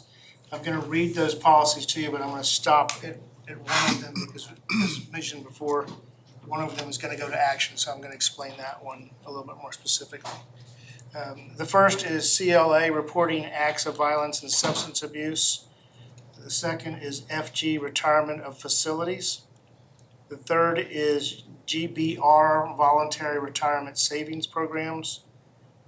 The next is IKF, the Virginia Assessment Program and graduation requirements. JC is student attendance areas, just change of wording, legal references. The next is JCE, which we're going to come back and look at as an action item later, and I'm going to read that to you now. Policy is for, JCE is for non-resident transfers of students. Policy last reviewed in 2011. Edits include changes to wording to maintain consistency with all other policies, changes to the requirements for non-resident students, a change to the yearly tuition rate, updated legal references, and additional wording for children of military staff on assignment and residing temporarily with relatives to list the allowable non-resident consideration.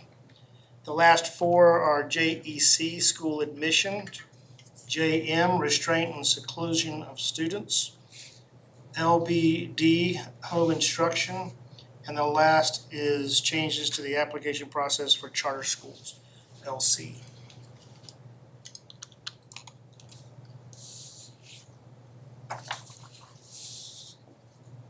Any questions on the policy updates? Yes, sir. Staff reports. All right, additional action items. 8.01 gifted plan, Dr. Trosper. Yeah, this was presented last month for information, so tonight it's just here for action, just voted on the annual gifted plan. Any questions for Dr. Trosper? We'll have a motion to approve 8.01 gifted plan. So moved. I got Mr. Hill for a motion, Mr. Holbrook, second. All right, any discussion? All those in favor signify by saying aye. Aye. Any opposed? All right, 8.01 is approved. 8.02 SEAC bylaws, Ms. Jennings, any updates or anything you want to add before we? No, nothing more, except what we presented to you guys for you to review. Any questions? Do I have a motion? So moved. All right, have a motion by Mr. Holbrook, a second. Second. Second by Mr. S. Hill. Any discussion? All those in favor signify by saying aye. Aye. Any opposed? All right. 8.03 title grants 1, 2, 3, and 4. Dr. Woodford, anything to add? They are the same as they were last month, so no additions or changes. Do I have a motion? So moved. Have a motion by Mr. S. Hill. Second. Second. All right, Mr. Holbrook. I'm trying to listen for you, Ms. Probst. I just, All right. Any discussion? All those in favor to approve title grants 1, 2, 3, and 4, do so. Aye. Aye. we'll do so. All those in favor signify by saying aye. Aye. Any opposed? No. Man, I am so sorry. All right. 8.04 approval of policy JCE. Mr. Dupere, let's spend some time on this one. Okay. I think the reason we wanted to expedite this was because we were looking at reducing the tuition fee, which is ranged anywhere from $2,400, and I think next year it's supposed to be $2,800. I'm sorry, $4,800. So yeah, it was any range from 42 to 48 over the last couple of years. And so the board asked us to look at reducing that to 500 to try to encourage transfers from the outside in. There were also some things in there that were not in our previous. We asked for $4.2 million. In addition, we got $1 million back, so we've had to adjust our budget. And so a lot of the discussion was around what can we do to help drive additional revenue into our schools. And so really having conversation about the forest zone where we tie up to Lynchburg City, Campbell County, and we've got availability. Now, any school that is closed, if there's an elementary school where we don't accept zone transfers, it would not be available for outside counties or cities to come in. However, if we have room, Forest Middle School, Jefferson Forest High School, all of our other middle schools and high schools. And really the focus was also around Stewartsville Elementary. As we all know, I think 52% capacity, we've got room for growth. And so if we can go advertise that we have availability, and it's now not going to cost $4,500, but instead it's gonna cost $500, we may have more parents say, absolutely, we want our kid to go to Bedford County. So the $500 is not where we're getting the revenue. The revenue is coming from the state where we get it, y'all keep me honest, 8,500? Yeah.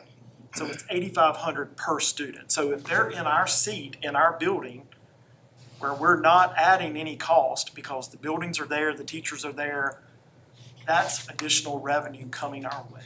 So that was our whole discussion around trying to generate revenue where we have control over that. And let's face it, Bedford County is a place people want to go to school.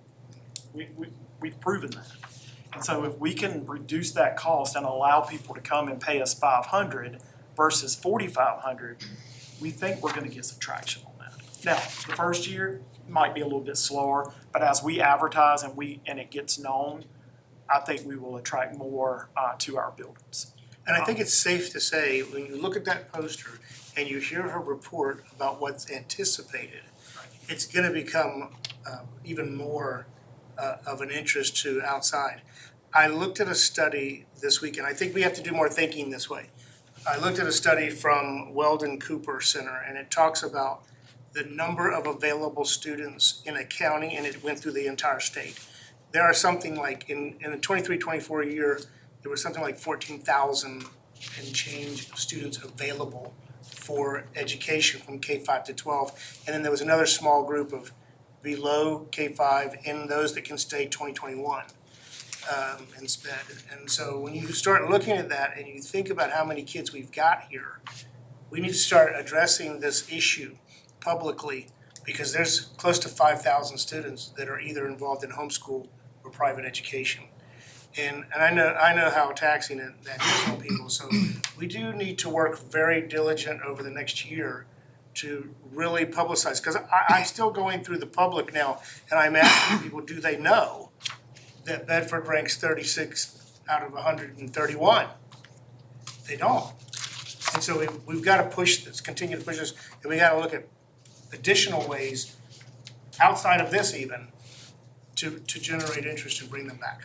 I think it's important for the board to also know we get to set stipulations of who we accept. Right. So it's not that it's Free for just all. free for all. It's you have to apply, and then our team gets to decide academically, behaviorally, and are you gonna cost us additional funding? Because if that's the case, then we can deny that. What was the purpose of charging the 4,500 to begin with?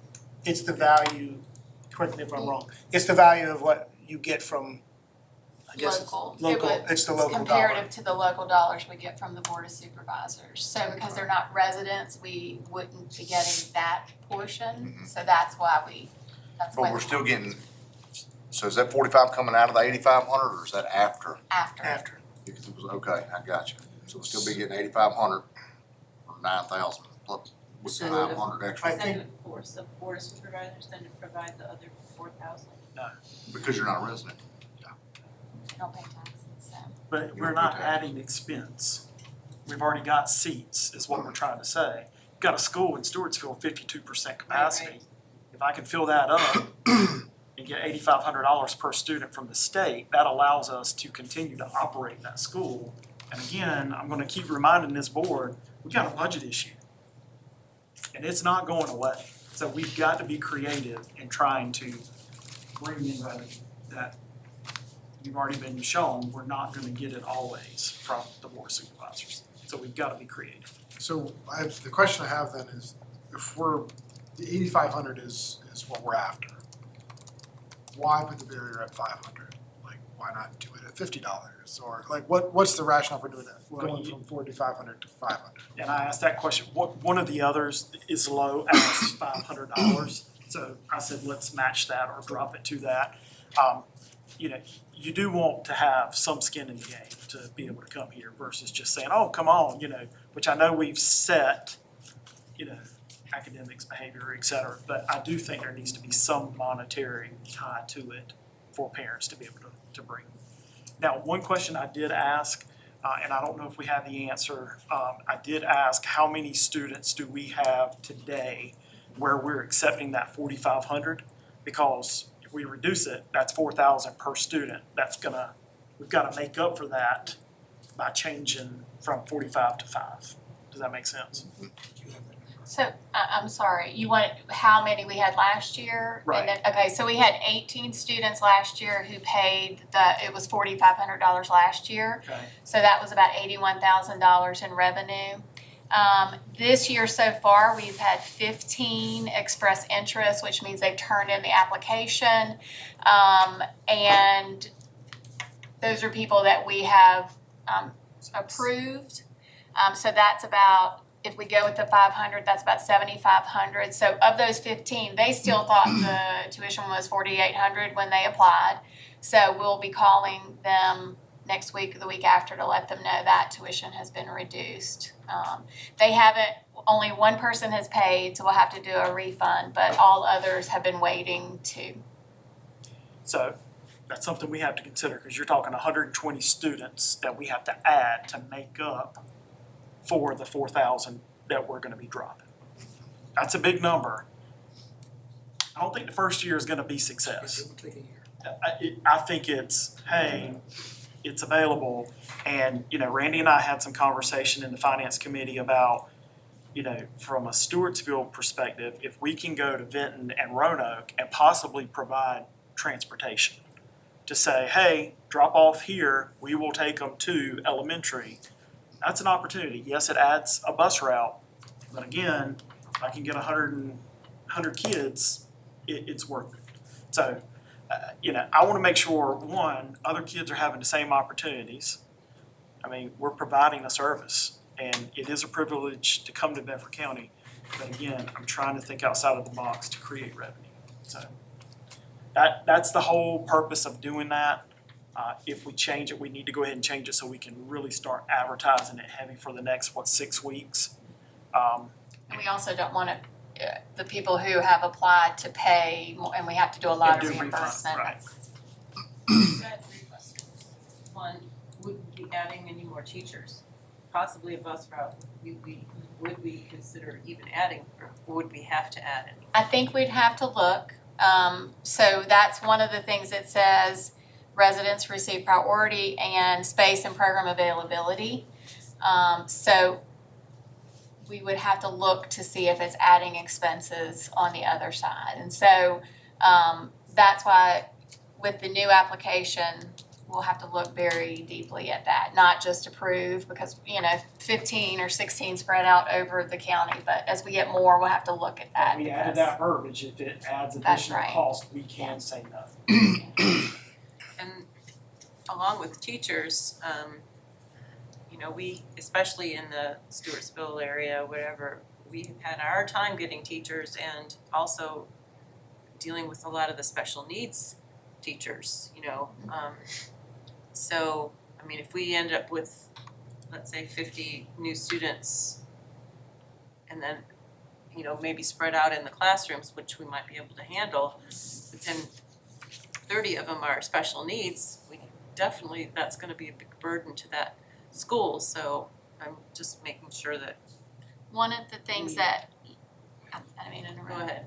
One of the things that we are gonna ask for in the application is everything, first of all, a signed release to the school that they're currently in, so we can look at grades, we can look at behavior, we can look at attendance, because when you don't have transportation, attendance could just get worse. And then if they have a gifted plan or an IEP, so that we know what level of service that would be. Because we don't wanna put undue stress on the staff that we have. Because $500 won't buy a lot of so we'll look at each of those individually, and it'll be on a first come, first served basis, and we won't overtax our staff. And so that was my third question, which you kind of partly answered, is the discipline. Like, if a child gets kicked out of school in one district and comes in our district, I mean, we just need to have some boundaries in that respect. That's part of it. Yeah, and if they're expelled in one school district, they are not allowed to come to another school district under an expulsion. And if we get students that sometimes they transfer in because they're living here now with long-term suspension discipline, we put them in our all-ed center. Like, we follow what that prior county or city decided. Well, and I'll just say this because part of your question was, we've had a hard time finding teachers. Well, I think part of it was due to concern of us having to consolidate or close that school. So lots of those teachers said, I'm gonna go find somewhere else to teach, which I understand. But again, we're trying to show this motion of, we're trying to grow, not decrease and close. So I'm hoping that message will help sell, hey, we're really going after this to try to bring in more students. And of course, and I'll say this over and over, I welcome more jobs and more families moving into the areas where we're showing decrease in capacity at schools. But, if we're not gonna get that, then this is our way of going out and trying to get more students. So, You had mentioned you were gonna put together an advertising campaign or some sort. What does that consist of? We haven't gotten that far, honestly. I'm purposely not hiding behind it. I didn't wanna look. No. Big billboard somewhere near the line. We also don't wanna make enemies of our No. friends across the I'm not line. trying to make enemies with anybody, but again, I wanna sell the fact of, it's a privilege to come to Bedford County Public Schools. We're number 36 of 131, we've got a lot to offer, and hey, we're gonna give it to you at a bargain price of $500. I'll put our schools against any schools in any county or city around us. That's your campaign right there. We've got to put it on paper, social media, billboards, advertisements. It is what it is. Bedford County speaks for itself. Well, I have to ask a question, and, so what's it costing us to educate a child, which I'm sure that's kind of hard to pinpoint, really, isn't it? 'Cause So there are reports that Randy works through, per pupil expenditures of the average cost. I think, I don't wanna quote, and Randy's not Okay, here, but I wanna but say you- like, there we've looked are, at those numbers. we do, Okay. yes. Whenever Randy gets back, we'll be able to get that. Sure. Just- Okay. have it, we just don't know what it is right now. Yeah, yeah.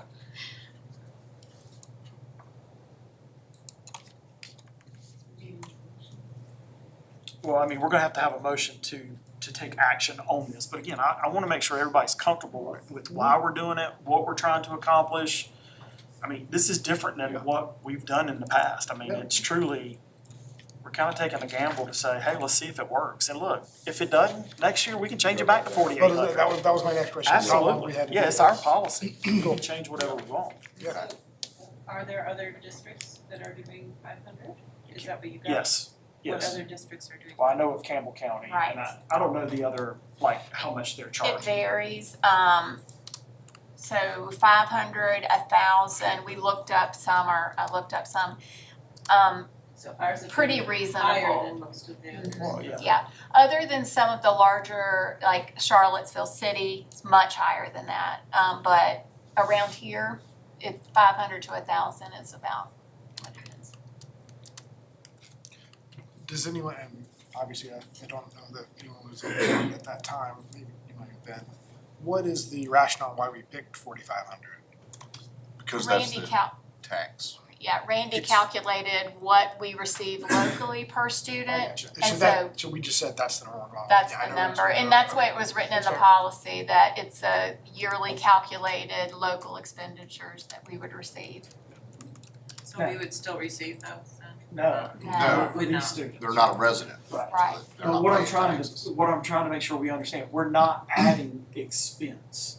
So the teacher is already there, the building is already there, the transportation is gonna be, they're gonna bring the child unless we as a board say, we wanna go to Benton and provide transportation, and we go that route. That's the expense, but yet, other than that, there's no expense. Until we get a large number of children, Correct. and we may have to add some teachers. That's right. When we have the, We just gotta we out, have the you know, options and not. Yeah, but then we can Any say, point- no, we're at capacity. or Any whatever. point you establish what the capacity is, you're not gonna have to go hire more teachers because you're filling empty seats. Right, Gotcha. that's, Okay. I see that's the what name you're of the saying. game, yeah. Okay. And if other students come in, like if we have a baby boom, God help us, but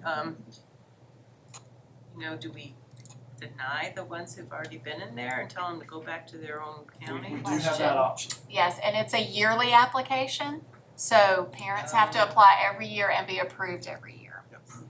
So So it's they our have- policy, They yeah. have the, Right. And if you look at some of those projections, that baby boom you're talking about, It's that not. escalation doesn't happen with, For at it least probably, 5 it years. doesn't move until almost 5 or 6 years out. Yeah, okay. And does that affect Big Island? I mean, would that draw anybody from Big Island? Possibly, I It's mean, it's Into Big possible, Awesome. maybe on Long the, ways there. it's a long ways, but I mean, there's people that work at GP there work that, Yep, I mean, that's what I'm saying, there's so many possibilities. possibilities for the Boonesboro has a entire- lot of non-residents, we get a lot there, but yeah, anything's possible now that the tuition is lower.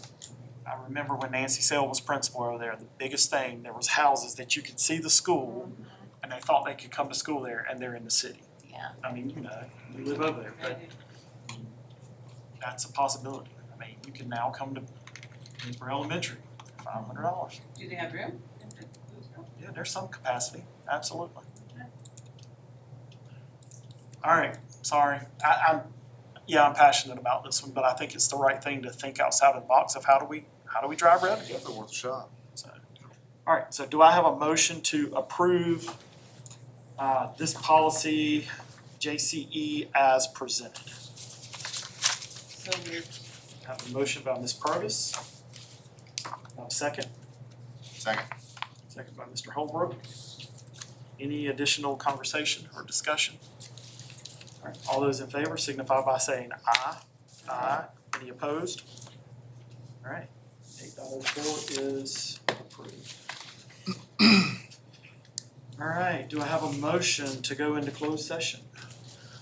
Pursuant to Code of Virginia 2.2-3711A12-1, for the discussion, consideration, or interviews of prospective candidates for employment, assignment, appointment, promotion, performance, demotion, salaries, disciplining, or resignation of civic employees of Bedford County Public Schools, for the purpose of discussion or consideration of disciplinary matters concerning students enrolled in Bedford County Public Schools, being student number 0612258. We're gonna have a motion by Mr. S. Hill. Do I have a second? Second. Second by Mr. Holbrook. Any discussion? All those in favor of going into closed session signify by saying aye. Aye. Any opposed? All right, we're now in closed session.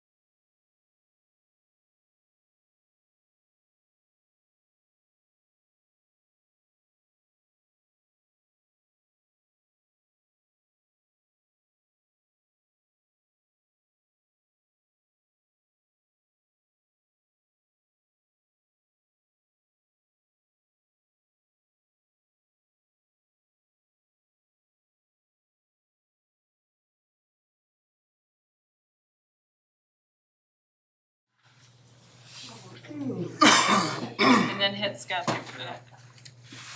All right, do I have a motion to come out of closed session? All right, I have a motion by Ms. Purvis. Do I have a second? Second.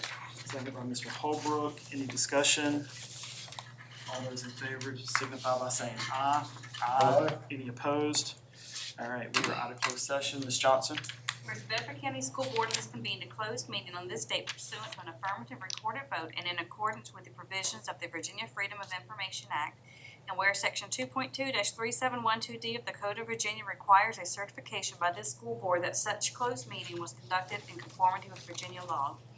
Now therefore be it resolved that the Bedford County School Board hereby certifies that, to the best of each member's knowledge, only public business matters lawfully exempted from open meeting requirements by Virginia law were discussed in the closed meeting to which this certification applies, and only such public business matters as were identified in the motion convened in the closed meeting were heard, discussed, or considered. Yes. Yes. Yes. Yes. I do need confirmation since she was in there. Just say yes. Yes. All right, I'd like to make a motion to uphold a recommendation on student number 061225A. All right, so we have a motion by Mr. S. Hill to uphold student number 061225A. Do I have a second? Second, Ms. Purvis. Any discussion? All those in favor signify by saying aye. Aye. Any opposed? All right, that motion is upheld. All right, do I have a motion for the approval of the consent agenda? So moved. All right, I have a motion by Mr. S. Hill, second. Second. Have a second by Ms. Purvis. Any discussion? All those in favor signify by saying aye. Aye. Any opposed? All right, approval for consent agenda. All right, matters from the board. The last topic is the Roanoke Valley Gov School member appointment. I'm going to look at you. The previous member, Johnny Knight, held that seat. We all have 1 to 2 appointments, or three appointments. And so we were hoping that you would be willing to take the Roanoke Valley Gov School. Dr. Woodford, can you help explain the commitment? I think the hours are in the evening, correct? They are in the evening. The board meetings start at 6:30 and they're usually over no later than 7:30. And it is at the Roanoke Governor School, which is at Patrick Henry High School. And they meet once every quarter, so it's like 4 meetings a year. And so I think the next one is maybe October, so it's a good ways away. So would you be willing to take that appointment? All right. And I'm always there too, so I'll be your cheerleader in the audience. So, Ms. Johnson, do we have to approve that appointment? Okay, all right, good deal, thank you. All right, do I have a motion to adjourn? So moved. All right, Mr. Holbrook, do I have a second? Second. Second by Mr. S. Hill. Any discussion? All those in favor signify by saying aye. Aye. Any opposed? We are adjourned.